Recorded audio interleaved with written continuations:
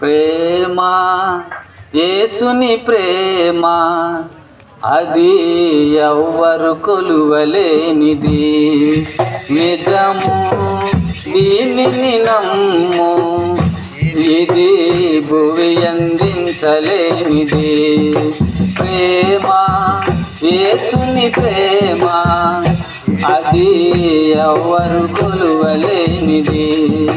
నిజము దీనిని నమ్ము, ఇది భువి అందించలేనిది. ఎన్నాడెన్నడు మారనిది నా యేసుని దివ్య ప్రేమ. ఎన్నాడెన్నడు వీడనిది నా యేసుని సత్య ప్రేమ.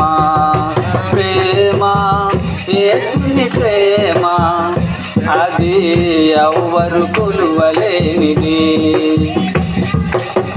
దీనిని నమ్ము, ఇది భువి అందించలేనిది. దేవుని స్తోత్రం. హల్లెలూయా, హల్లెలూయా.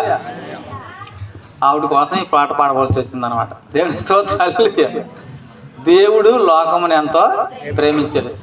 దేవుడు భూమిని, ఆకాశాన్ని, సముద్రాన్ని, వాటిలో ఉన్న సమస్తాన్ని సృష్టించాడు. భూమి మీద ఏమున్నాయండి? చెట్లు అండి, జంతువులు, పక్షులు అండి, నేలనపాకు, పురుగులు, జంతువులు ఉన్నాయి. దేవుని స్తోత్రం. హల్లెలూయా. అయితే ఆకాశంలో ఏమున్నాయండి? సూర్యుడు, చంద్రుడు, నక్షత్రాలు, గ్రహాలు ఉన్నాయి. అవి దేవుళ్ళు కావు. సూర్యుడు దేవుడు కాదు, చంద్రుడు దేవుడు కాదు. ఇవన్నీ కూడా దేవుడు చేసిన సృష్టి అన్నమాట. జంతువులు అసలు దేవుళ్ళు కాదు. ఆకాశంలో ఉన్న పక్షులు అసలు దేవుళ్ళు కాదు. దేవుని స్తోత్రం. హల్లెలూయా, హల్లెలూయా.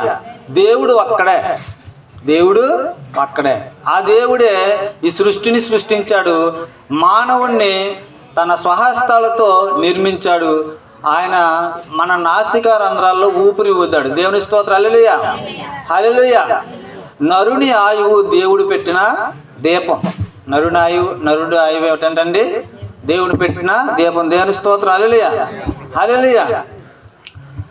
అయితే సజీవులే కదా నిన్ను స్తుతిస్తారన్నమాట.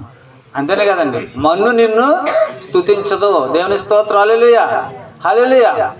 కాబట్టి మనము బ్రతికుండగానే ఏం చేయాలి? దేవుణ్ణి సేవించాలి.